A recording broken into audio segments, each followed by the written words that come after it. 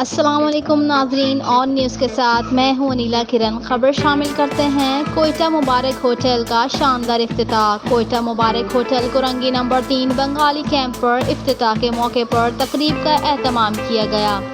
اہل علاقہ اور سماجی لوگوں نے بھرپور شرکت کی۔ شرکت کرنے والوں میں راجپوت قومی الائنس پاکستان کے مرکزی چیئرمین راؤ ندیم احمد، آن نیوز کے سی ای او راؤ ذوالفقار علی، علامہ محبوب علی موسیٰ، عبدالمالک خان عنایت، وفا سعید، فضل باری، عزت افغان، محمد اعظم، نظیم الدین اور سجیل بھی شامل تھے۔ تقریب کے اس موقع پر ملک و پاکستان کی سلامتی اور امن کے لیے خصوصی دعا بھی کروائی گئی اور آنے والے مہمانوں کے لیے کھانے کا اہتمام بھی کیا گیا۔ لذیذ انڈا پراٹھا اور چائے کے لیے تشریف لائیں Korangi number 3 Bengali camp. Like کریں، کمنٹ کریں، شیئر کریں اور بیل آئیکن کو پریس کرنا مت بھولیں۔ دیکھتے رہیے آن نیوز۔